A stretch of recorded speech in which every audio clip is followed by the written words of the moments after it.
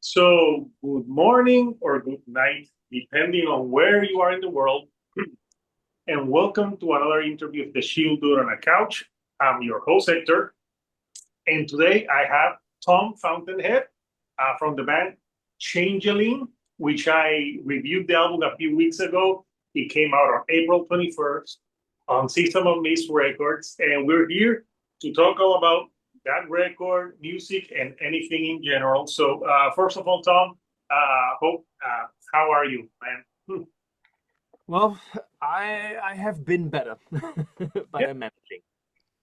yeah, we all can hear you. It's been one of those weeks for me, but hopefully things will get better. The weekend is just around the corner. Yeah, yeah, for sure. Yeah. But I know you're in Germany. Maybe it would be if you were here in sunny Puerto Rico, maybe it would be better. So, Oh Tom, man, that first, that sounds like an upgrade. Can we trade? yeah, well, I've never been to Germany, but there's actually here in Puerto Rico, there's a German restaurant owned by a German in the mountains. It's called Casa Bavaria, and he has Okay, a mixture of German food with Puerto Rican food, and they always celebrate Oktoberfest. right. So it's fun. But he looks happy here. Well, So next time I'm gonna be in your neck of the woods, I will check it out. Even though I have no love for German food to begin with. yeah, I know if you come here, there's better food. You can try food from here. You don't need, yeah, that would be like me going somewhere and trying food from my hometown. No, I want to try. Of course. Yeah. Yeah. So first of all, thank you, for taking the time. I know you already done like the interview cycle because the album's been out a month and a half. But I actually it was I discovered the album because I did another review and someone commented, and then I checked it out. I'm like, wow, this is super cool. So I'm glad that someone commented so I can check it out because sometimes there's so many music coming out that sometimes there's things that I can miss. And yeah, the record. So this record is your first record with this band. This is your baby. This is your project. So tell me a little bit. I know I've been following you throughout your career in other things that you do, but let's go like when you were like starting as a musician, like what was like the first band or artist that made you want to do this for life? Hmm. Well, I always kind of knew that I wanted to do this for life. But I can tell you who the artist was who made me pick up the guitar or the electric guitar, which was Joe Satriani. And since my dad used to be a musician when I was young, and he also operated a vinyl record shop when I was growing up. So growing up in a record shop and just being around music all the time, I from a very early age, I knew that I wanted to do music for a living. So it wasn't like one particular artist that made me want to become a musician. It just kind of felt perfect for me. I cannot remember. You know how kids, like my kids, they have a different idea of what they're going to do when they grow up every week. So I never had that. For some reason, I always knew that I wanted to be a musician. Yeah, my kids too. They always want to do like something different. So yeah, it's good that you grew up with music all around. So you got exposed to it from a young age. So you knew that that was something that that you wanted to do. So Yeah. when it came to this band, Changeling, uh, when did this project start? Well, um, I think at the beginning of the pandemic, right? So, do you want me to give you the rundown of the backstory a little bit? Yeah, of course we have time. All right. So, at the very beginning of the pandemic, or shortly before the pandemic, myself and my good friend Christian Münzner. who was my predecessor guitar player in Obscura, the band. I'm sure you're familiar with that band. Yes, yes, I am Right. sure. So we both played in that band, and we both were at that time already very unhappy and fed up with the situation around the band and the um, material that we had, each of us had contributed, and the fact that we weren't allowed to play that, that we weren't allowed to capitalize on that, that we were being bullied online, things like that. So it was a very, it still is a very toxic situation, and it was one of those times where we sat around because we've known each other for a long, long time, and we sat around as we tend to do and just talked about that. And at some point, the idea came up to just do a duo project. Why don't we start something together in that same style? So we just claim back that heritage and we form a band, we invite some people, we can go out on tour, play the old material that we both contributed to that band and just reclaim that and also write new stuff. So, okay, cool, let's do it. So that was the origin. And then we started writing together, and for multiple reasons, it just didn't really work out the way that we thought initially. So there was a bunch of material, but Chris ended up doing something else and took his material into a different direction. And then basically I said, well, I have all this material. I do not want to abandon it. But I also, it's so in that technical death metal realm that I really did not want to touch for a long time because my time in the aforementioned band was very traumatic for me. So I really did not want to write in that style. It just didn't really feel like something that I wanted to do for a long time. But then I had to make the decision, do I just abandon this music that I think is very good and has a lot of potential, or do I just push through and get over the yeah the discomfort and the traumatic backstory and just go it alone? And that's what I ended up doing. And so for the next couple of years, basically, when I was on tour with other bands, I would work on this album on my laptop here in my home studio, just building it up piece by piece, writing it, conceptualizing it, recording it, searching for musicians, everything. Writing, producing, arranging, mixing, recording, the whole lot, right? And so it was this whole time, it was basically agreed upon, or just, there was no question about that this is my next solo album. And it was called Changeling. So Fountainhead, Changeling.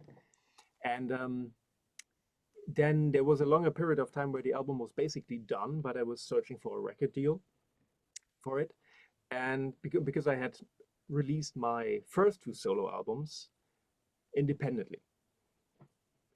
And so then when Season of Mist came into the picture, they basically said, listen, we can and we will release this as Fountainhead if you want, but for certain reasons, marketing wise and legally and a bunch of other reasons, it would be very smart to do this as a new project name, because then you can also highlight the band aspect, which it was there all along, because I have the same band on the entire record, right?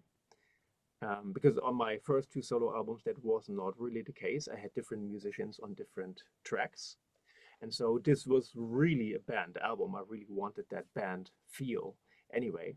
So it just made sense to then transition from Fountainhead solo album called Changeling to Changeling, the project. And so here we are now. Yeah, and it makes sense the name because obviously you've changed, and well, thank you for sharing that story. I wasn't gonna ask that, but you shared that, and it's good. I think everyone can relate. Everyone's been through through stuff with some. I used to do like a podcast with someone else back in the day, and he was very controlling, and he got mad when I did a YouTube channel. like on my own, and I just had to do it. So I can, yeah, it's obviously not the same thing. Okay, but Yeah, not cool. Not good. I hear you, and I'm sorry that happened to you, but I think that's a little bit of a different situation. But yes. yeah. Oh no, no, your thing is way different. So this album you produced, you did everything yourself. So it became like your passion project. You had to do this. I know that you have a singer. I think it's Morian that he sings. I know he does some of the lyrics, but when he did the lyrics, did you like sit with him to say like what the concept of the record was? Well, so first of all, he wrote all of the lyrics, just to clear it out. So, um, and yes, you're right. We had a sit down, and when I had the music mostly finished, um, and I brought him in to, yeah, to ask him if he wanted to be a part of it. And he was my one and only choice because he's one of my favorite musicians and people ever. And so, yeah, we basically had to sit down and talked about what are we going to do? What is the concept? Where are we? Can we both agree on and see this thing head into? And fortunately, he was very much up to writing the lyrics based on what we thought this should be. So it was a collaborative thing.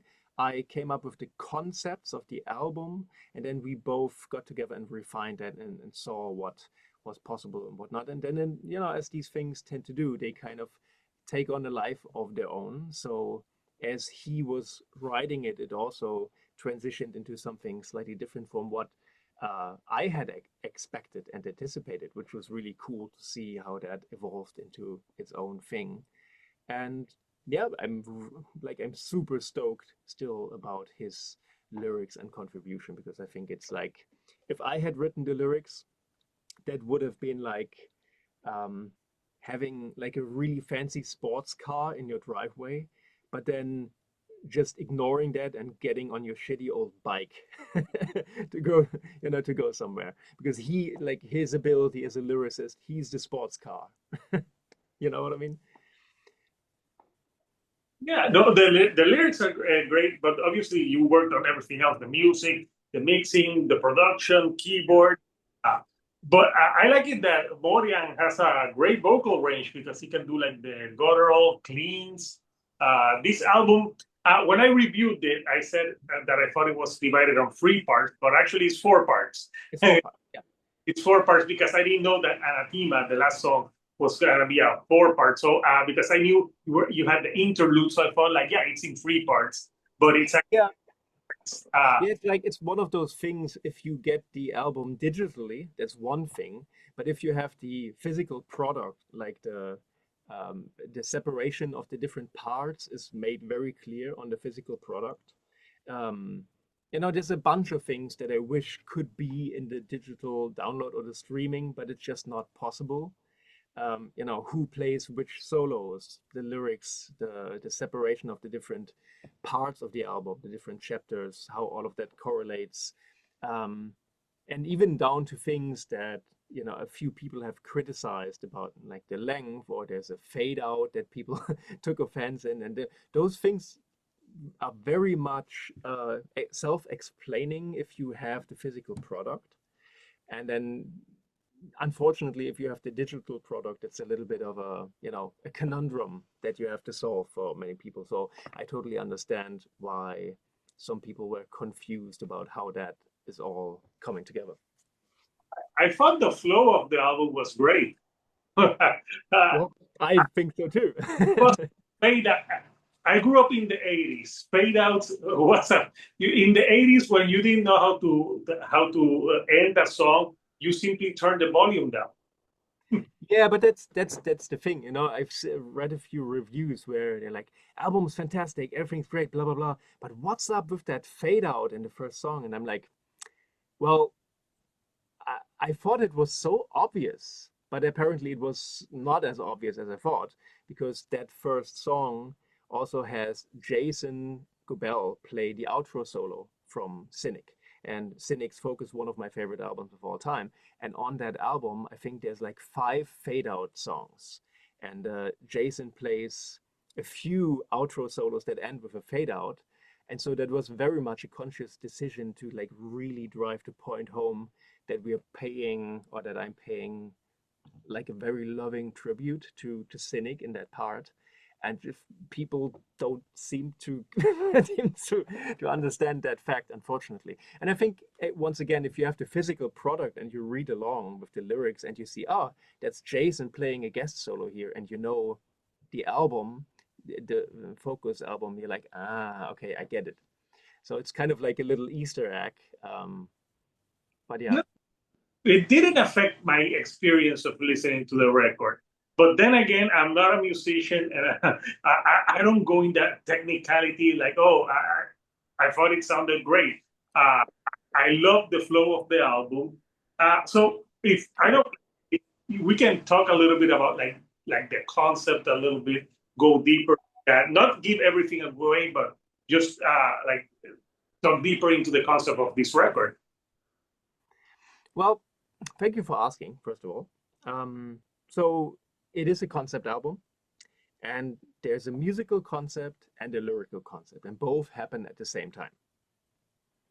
So the musical concept is that we're going from the past of that style of, let's call it technical death metal, to the future, or you could say the future as I could imagine it, like what I have to offer as a possible version of where this music could evolve to. And so over the 4 chapters, we start in the first chapter with things that we've heard before, just in a different juxtaposition. So everything's engineered and written to pay tribute to the past, my own past, but also the past of the genre, like my biggest inspirations when it comes to this music: Death, Morbid Angel, Cynic. And so I have these 3 awesome guest guitar players on the first chapter to drive that point home and to, to pay even more respect to what has come before. And then chapter 2 is already taking that formula, that framework, and pushing it into unknown territory with musical elements and influences that are not as common and are a lot more interesting. And then chapters 3 and 4 just go even further with the concept and basically push this music structurally and compositionally into unknown territory, as the most I can offer in this. So it has this very long arc between the familiar and the unfamiliar at the end, and just gets bigger and more intricate and more expansive as we go from chapter to chapter. And then there's like little sub concepts, like for example the fact that I have the same core band, but then every song has a different form of orchestration. And then in the last song, most of these elements, most of these kinds of orchestration come together in one song. So that's the music. And then at the same time, the lyrical concept is about a protagonist. So we experience things from a point of view of a protagonist, and he goes through a very intense psychedelic trip. And we don't specify what caused the trip, but um, if you've seen the music video that I just released for World What World, you might get an idea. So that's related to the concept. So yeah, a psychedelic trip, and then every song is basically exploring a little bit of a different phase of that trip. So it goes deeper and deeper and deeper and deeper until the song Abyss, which is the lowest point in the journey, where the protagonist goes to the farthest lowest point of his mind, where the pressure is so high that his consciousness is about to be crushed by the weight of things. As pretentious as that sounds. And then the rest of the album after that, Abdication, is the come up. And then the final song, Anathema, is kind of like Florian's manifesto of what he's learned and what he's how he sees the world and nature, and it's quite beautiful, like the quintessence of how he experiences the world around him. And I think that's a really cool arc that we have going on at the same time. Yeah, no, it's a very deep concept. I know that when I reviewed the record, I said more that I enjoyed. I'm like I didn't know the whole story, but I enjoyed it. Like you can enjoy it without knowing the story, but I know like if you have the physical copy, you're reading the lyrics Yeah. and final, you can get more into the story. I like concept albums. Sometimes I don't understand them, so I have to like really listen.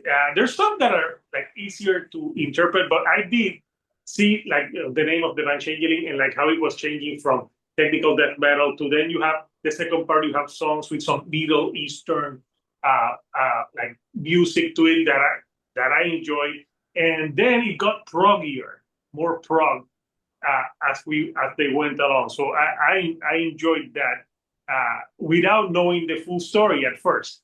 Mhm. Then got into the story. I'm like, yeah, that sounds interesting. But I talked about it more like what I felt with the music, but I didn't want to like say the story wrong. I did do like a research to just give a snippet of what it was about, but not like a deep dive into the story. But some people had like different interpretations, which I think is good, and I think it's something that a good concept album does. Yeah, yeah, I agree. It's a difficult question. It's like it's a very individual decision if you're doing concept albums. Do you want to basically communicate to the listener, hey, you need to listen to the lyrics, you need to get really into the story element, you need to read along to really get this and make that, your argument? Or do you mm, put that a little bit to the back burner and say, well, if you want to, you can get really deep into this concept and you can um, read the lyrics, you can, make these connections and you can experience the grander arc, but you don't have to. And I think that's what we're doing here. Like it is a concept album, but it's not trying to grab you by the throat and saying, hey, you need this information to really get it. At least that I hope that doesn't that's not how people experience it, because I think there's so much happening already and there's so much information on the album that I don't want people to feel pressured to uh, only experience the album fully if they are also reading the lyrics. But once they do, if they do, I think they are also in for a few very cool surprises and have a whole different experience with the album. And I think that's how a lot of my favorite albums worked too, you know. So you tend to try to recreate the things that you had great experiences with yourself. So I try to hit that sweet spot if I could. Yeah, when I'm first listening to an album, I first listen to it without thinking about it. Just listen to the music, everything, see how I feel. Then I start analyzing it. But I think if you start listening to, at least for me, like even when I review an album, I have to listen to an album like more than 4 times. Mm. Like first listen is just to listen to it. Then I start doing those and analyzing or what I think, because I think if I'm analyzing from the start, I'm not going to enjoy it. if I'm, That's a good point. Yeah. yeah, Yeah. No, I think that's a great attitude to have, because I think if you're reviewing an album, you kind of have a responsibility that you take on to give it the proper time. And yeah, there's some albums that are a lot better on the first listen than they are on the fourth, fifth, and they're made for immediate impact, and that's cool too. But I think if you're reviewing, you need to give it that time to see, hey, what's the first impression? What's the later impression? And I think that's an honorable attitude to have, because this album really does need a couple of spins. There's so much happening, and it's really made by people who love,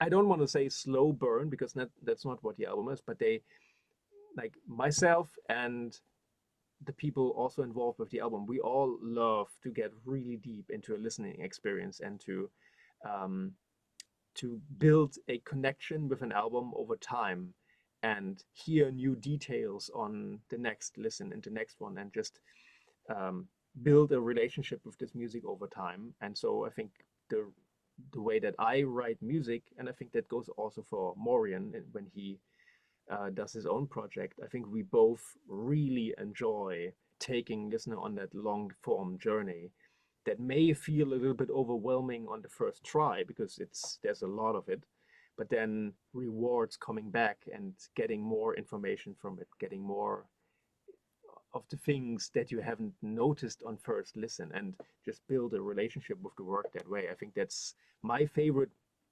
experience when I discover an album, and I think that's also what I try to create for people who lend me an ear if I can. No, yeah. No, this is an album I had to sit through a few days, listen to, plus it's already been out a few weeks when I did the review. I'm like, yeah, I just because this needs to have repeat listens. Plus, I also have the car test. The That car test. yeah, like is it good to listen to like while in the car? Obviously, without my kids in the car because Yeah. kids are gonna talk all over it, and I'm not gonna enjoy it. So with the car, then this other test I do is like with headphones and with speakers. And but my first listen is always like I was listening to it while I was doing work, and I had it. I was listening to it, so I listened to it like in different occasions. And then the last listen is when I did the notes, and I went like track for track. Yeah. Uh, to do that. So yeah, you so growing up for you, since you like this type of record, like is there like a what's your like favorite like concept record that for you Woo. or I don't think it's possible to name just one. yeah, But let's say let's. Hmm? What what were you saying? oh let's say more than one. Let's say like three because I know that one is difficult. Okay. The first one that comes to mind immediately would be Pink Floyd, The Wall. Yeah. Um, hmm, I'm a huge Mike Oldfield fan, so I don't think that technically counts as concept albums in the same way because it doesn't have a lyrical story. But he also, like every one of his albums to a certain point, had also like different identities. So I would say Mike Oldfield, Tubular Bells, Okay. and kind of an obvious choice, but one that really deeply influenced me as a kid. Dream Theater Scenes from My Memory. Yeah, that's a good one. I knew you were not going to say the astonishing, but but No, I mean no disrespect oh, to Dream yeah, Theater, but that one I really didn't like. Yeah. yeah. That's the thing with concept album. To me, concept albums, or they really have to hit, or they can miss. And so, but when they're hitting, they're really hitting. And yeah, the album to me, I was gonna ask you like musically, which of these songs was like the most difficult to write? Like the one that maybe like created more challenges when you were working on that track? Ooh, that's not easy to answer because honestly, this whole album was like an endless amount of challenges. And still is like right now I'm still working on the scorebook where everything on the album is transcribed in notation. And even down to that, it's just like unexpected challenge after one after the other. So, I can tell you that Abdication is the most complex song I've ever written and attempted. So I think that one was definitely super, super, super difficult to pull off. But I think the one that I spent the most time with would probably be Anathema. which makes sense, because it's so Like huge. it's like 10 minutes, I think, if I'm not mistaken. Yeah, 17. Yeah. Like 17 minutes is it's a great album closer, and I like it that the album clocks in at exactly 1 hour. Like Completely unintentional, but what? That's the perfect length, 1 hour. Well, I don't mind because I grew up in the 90s.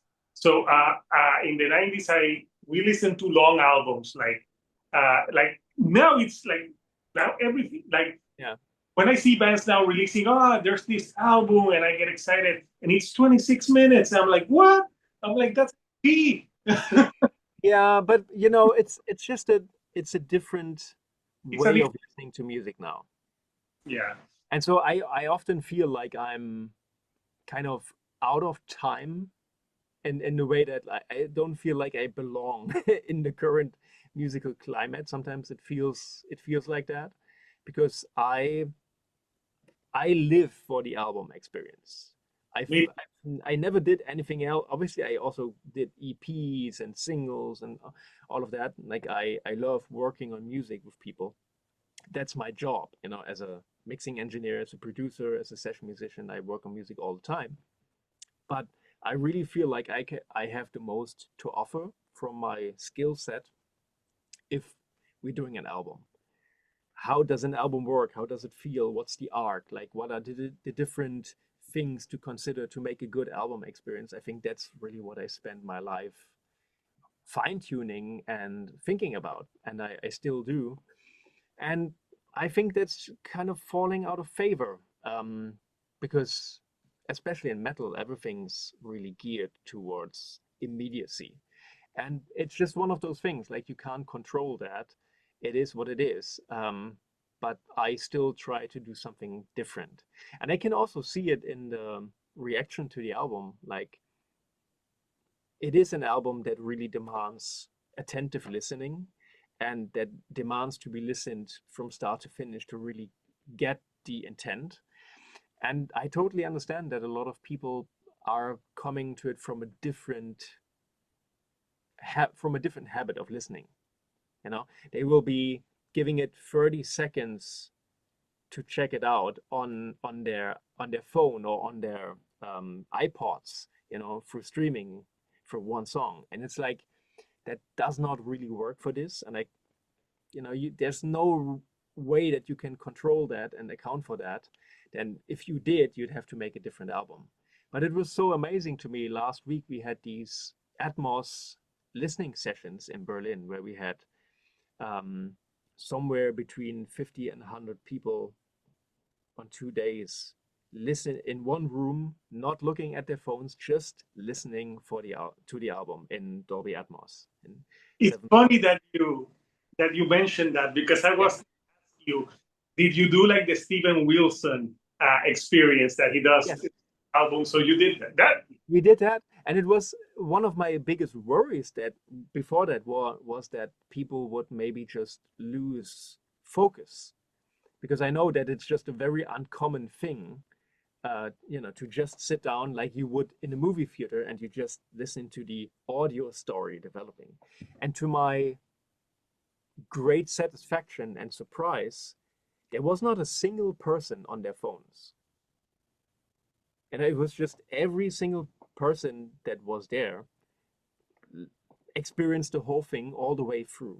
And that was really, yeah, it was like reaffirming to me and validating, but it also taught me again that it's just the way that society conditions us right now that it's going into a different direction.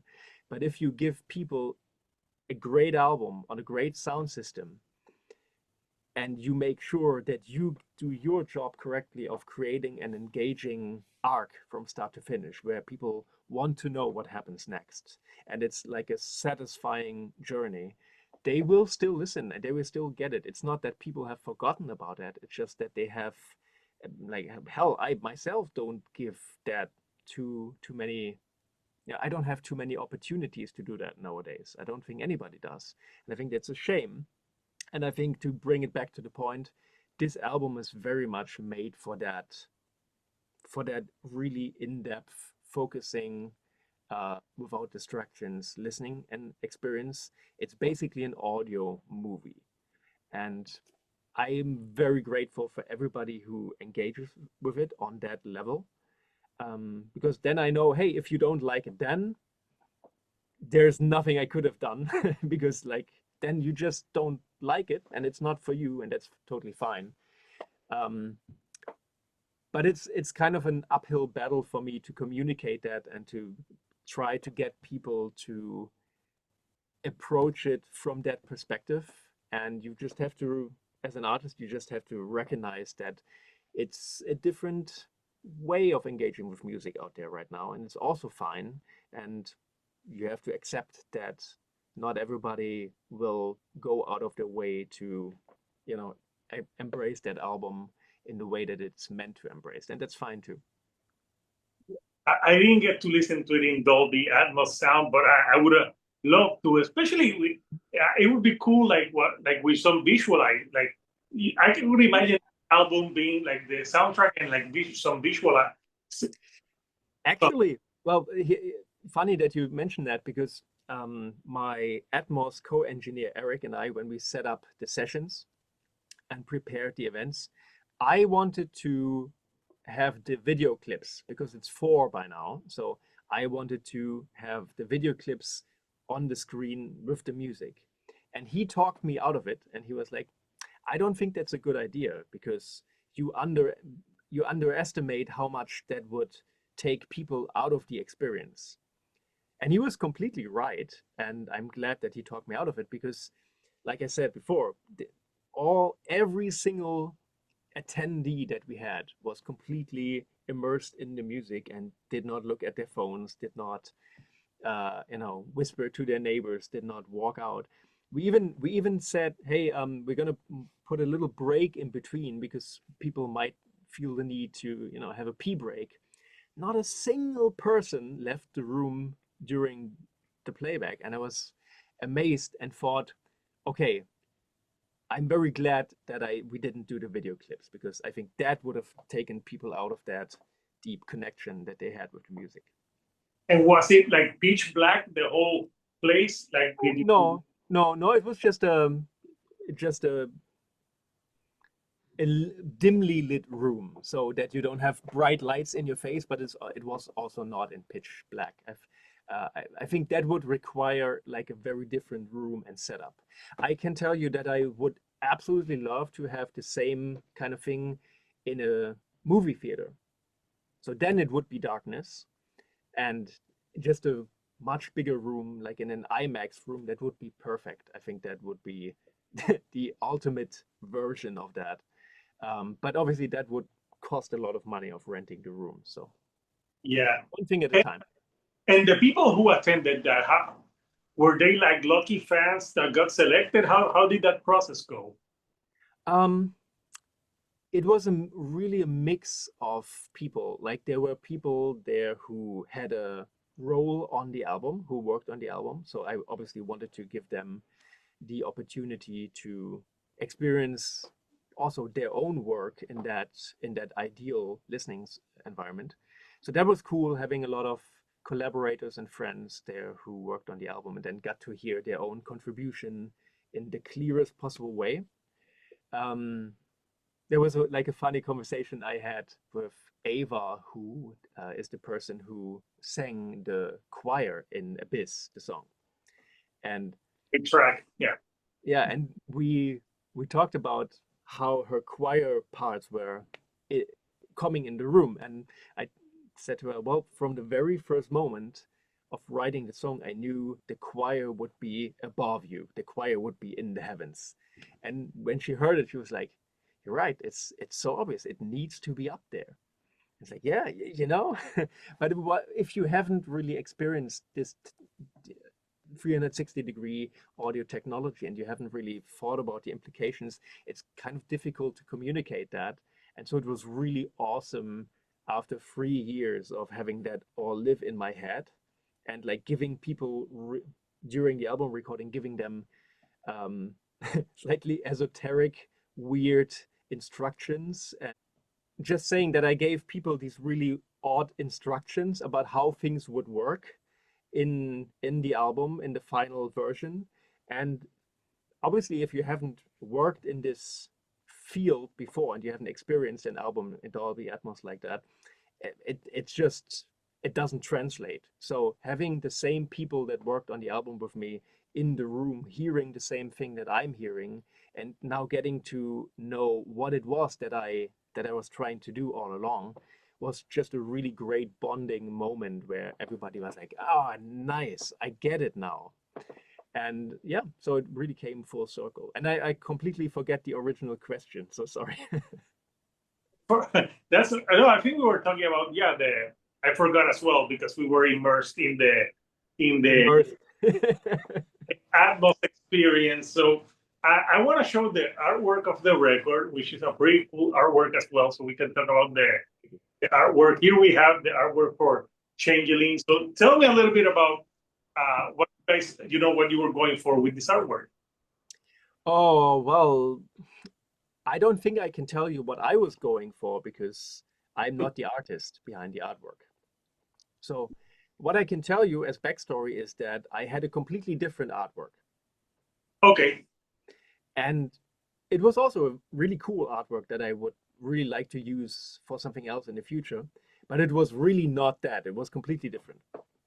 And then I asked my friend Aaron, who is the drummer from a band called Gutslit from India. And we were on tour together 2 years ago, and that's where we met. And I really admired his designs because that's what he does for a living. And like his band had just the coolest looking t-shirts, and the whole merch line is awesome.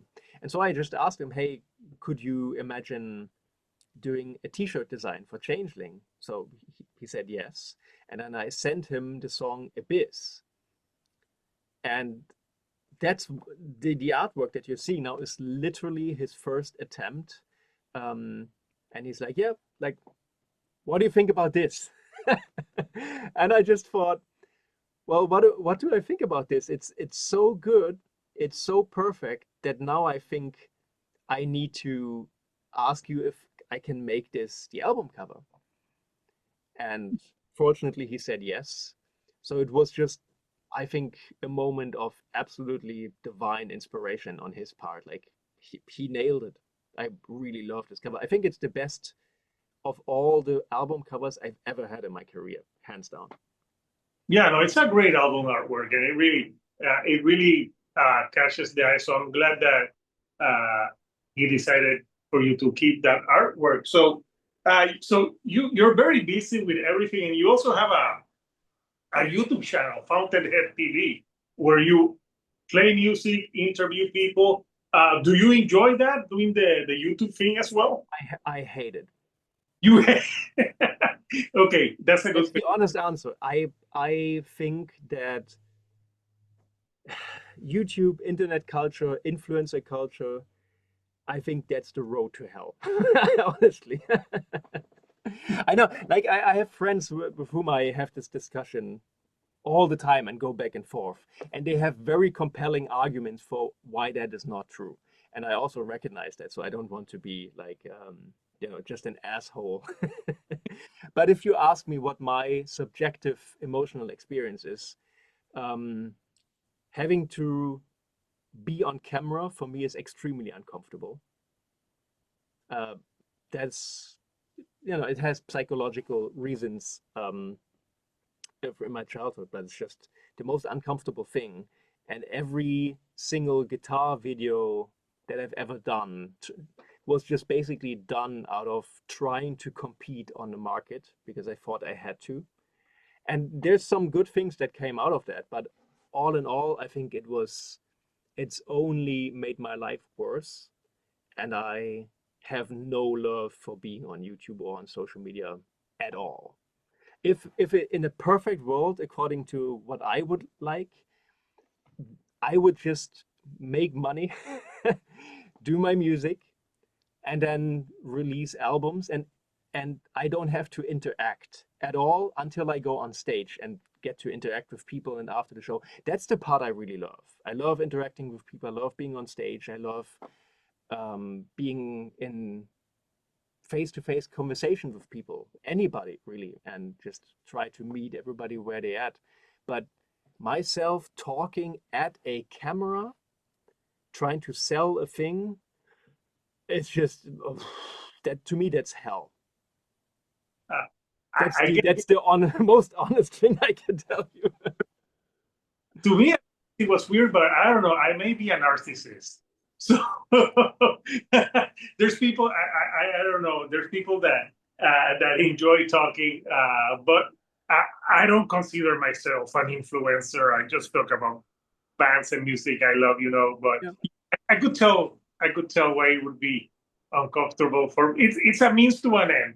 So if you just like do your music and not have to do that, that would be amazing for you. for sure. And yeah, but I don't think it's possible. So I just have to get over my own insecurities with that and just try to use that as much as I can. And that's also true. I have to do that. Um, but yeah, I feel like I need to be honest when people ask me that. Like I do not enjoy that at all. It's the last thing I want to do with my life. Yeah. Well, I hope you enjoyed talking with me.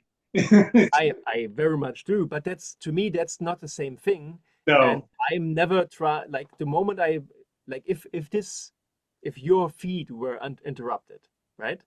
And I suddenly I'm left talking to this camera, then I would just fall apart.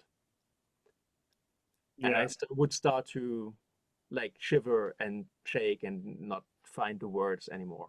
And I always need a couple of minutes to kind of get into it. But then once I have a human being in front of me and we're just having a conversation and we're interacting, it's all good. It's the camera that's the problem for me. I also really like I rarely ever post selfies because I like that makes me so uncomfortable. Yeah. No, yeah, I totally agree with what you're saying. I actually enjoy in the channel doing more the interviews and the collaboration videos because I'm talking to other human beings. I do the album reviews because people watch them, but yeah, it is because you're just talking to the air. Right. Yeah. And So hey, let me also say, like, I'm not trying to put anybody down who's good at that. I wish I would be good at that. And I really wish, but I'm not. And so my honest response is that I really hate everything about it, but that doesn't mean that I hate people who are good at it. If anything, I would like to learn from them, but both things can exist at the same time. And I think I just think that even though there's really good aspects to it, I think that this shift towards influencer culture and everybody's trying to, you know, just this necessity and this normalization of being filmed all the time, to me, it's terrible. I, I I think it's not doing a service to our society. And even though there's good aspects to it, I just think that we are not equipped as people to deal with everything that comes with that. no, I agree. I'm not gonna film myself just like having a meal or stuff like that. But yeah, I wish I could play fretless guitar like you. But the most guitar I play, I took some classes and I tried to do the beginning part to smell like Teen Spirit, and I suck. And that's like, like everyone's like that's very easy part for me. No, Right. no, for me it's not. It's not easy. I don't have that hand coordination. Yeah, right. So it's just different people have such different experiences. And Yeah. but also just to be clear, there was a time when I also struggled with that. You Oh know, yeah, but struggle forever. Like maybe, but I think that's a very interesting conversation to have because like what makes people excel in some areas and then just the opposite of that in other areas. And I think there's some really interesting things to consider there. It's like personality, but it's also like what are things connected to? And for you, is it a thing that gives you great pleasure, or is it a thing that generates anxiety for you? You know, there's all these different aspects And then some people just have, I don't believe in destiny per se, but I think some people are just predisposed to do certain things and then will struggle with other things um, on a much greater scale. And, you just, I think life, success in life, whatever that means, but like having a good life also is really dependent on figuring out what you're good at, leaning into that, and finding that in your life, and then trying to deal with the things that you're not good at in a way that doesn't derail you from your goals and your actual strengths. Yeah, no, I really agree. And Uh, then to bring it really quickly, sorry for the monologue, but to bring it back to you asking about my YouTube channel, and people ask me this all the time. Hey, why are you not doing more stuff on YouTube? And I really do think that I could have done two more albums like Changeling in the last 10 years if I hadn't wasted so much time trying to compete on a market that I really can't compete on. Like I can't do what people like Ola England do. okay. I just there's no way I can because I just don't like being on camera. Like I can't. Everything for me takes 5 times the amount of strength and effort and time that it takes somebody like Ola Englund to do this, right? Um, and so, yeah, I really think that I needed to come back to what I'm actually good at. And what makes you happy? Yeah, yeah, for sure. And writing music and creating albums and creating those experiences for people, I think that's really what I'm here for, and that's where I can offer the most things of value. And with other things, I'm just not. The best I can do is compete, and I think that's a terrible place to be in because music is not about competition, and just internet and influencer culture is making it even more about competition, and I hate that about it. Yeah. No, you have very solid points. Uh, like yeah, like it happens. I'm not the best at editing videos, so my videos don't have a lot of fancy stuff because I'm not good at Right. it. So, but I am good. I'm good with my personality, so that's what I try to do. Make it fun, have jokes. Right. Uh, See, Plus, that's a skill right there. that's a skill. But if you ask me like to do some fancy edits, I'm like no, that's not. I don't know how to do that. So Right. yeah, so the album is out already. Is Are you guys going to be playing more shows soon? I know it's summertime. What are the plans for changing it? Uh, well, if you ask plans, that's a different thing than reality because plans, I want to play all the time, everywhere. Like, get me somewhere, give me a guitar, and we're gonna play Changeling. So it's really not about plans. Like, my plan is to play everywhere and as much as possible. The reality is that there is zero show offers. Make Okay, of that what you will. Nobody wants this like currently, and it may just be that not enough people know about it.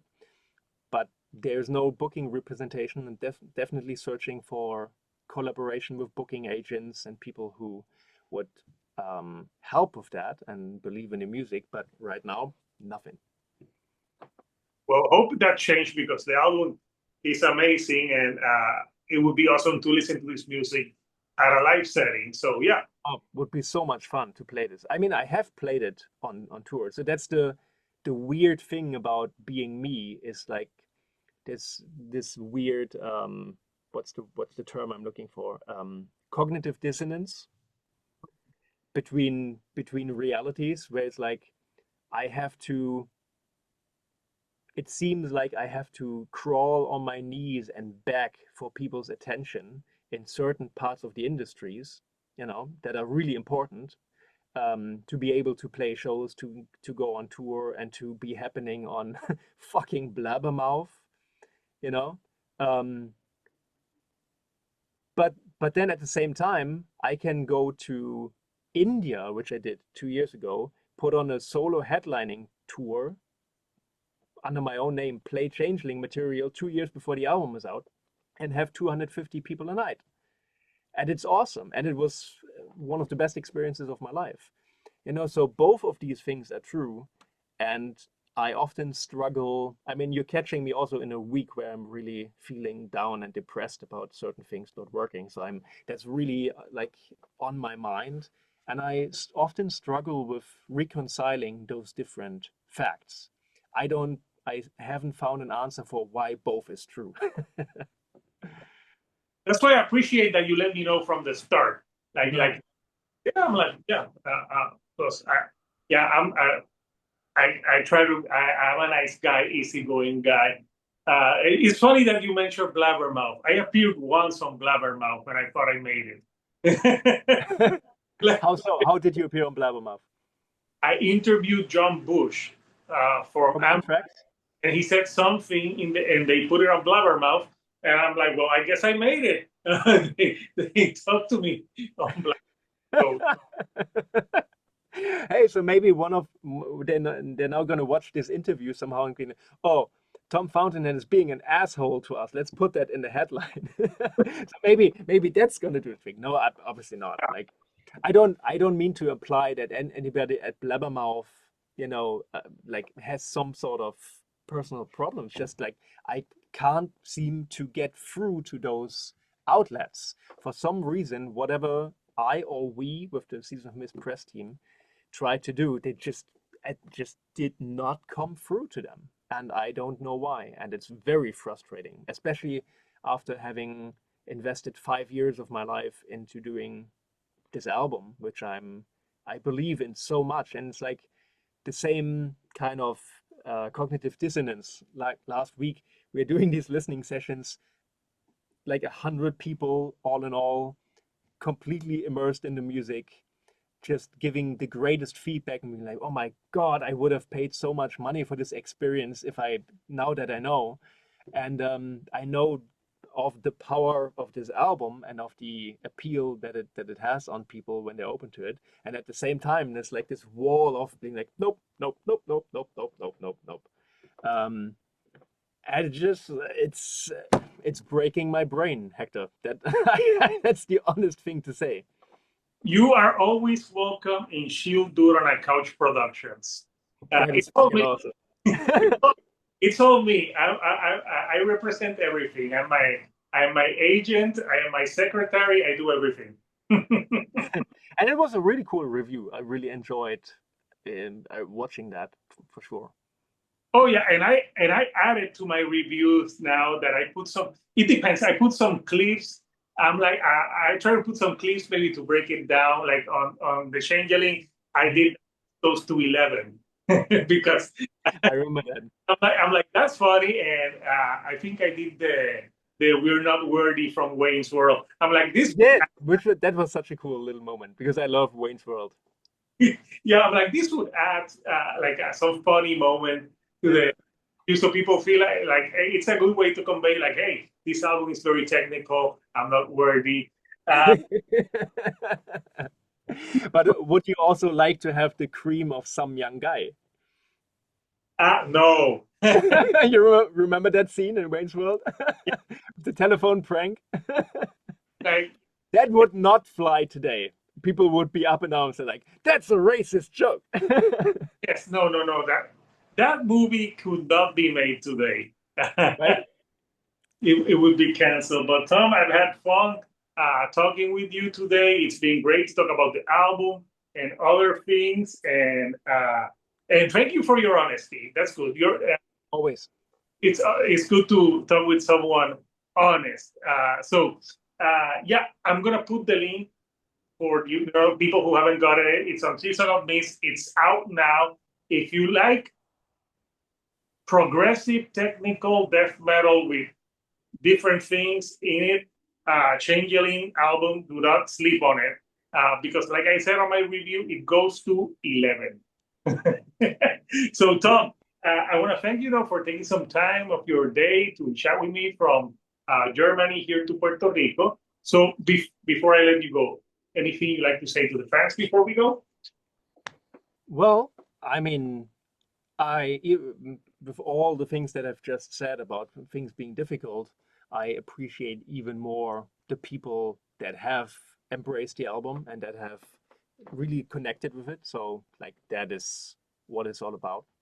And I want to add that the Atmos mix that we've talked about is just being released. Like in the last 24 hours, it went online. So that's available now. You can get it on Apple Music, on Tidal, and on Amazon Music. And if you have any kind of multi-channel surround setup, this will be the most immersive metal listening experience you've ever heard. And if you don't have that, that's totally fine. Then the stereo version is out for everybody to enjoy. And also, I need to plug the Changeling merchandise page because vinyl is sold out, CDs are sold out on Bandcamp, Season of Mist store. So on changelingmerch.bigcartel.com, we have still vinyl and CDs available and t-shirts and the transcription books. So if everybody is really connecting with the album and wants more on that front, then this is the place to go. And this is the most salesy I've been all week. So thank you for that opportunity, Hector. No, of course. We're here to plug it. And I have to listen to it. I have Amazon Music, so I'll have to listen to it in the Atmos sound so I can. That's the only way I haven't listened to it. So, Awesome. yeah, Tom, thank you for your time. So, Couchers, Changeling out now. So, until next time, Couchers, this Hector, the Shield Dude on a couch, and I'll see you all right here on the couch. Thank you and goodbye.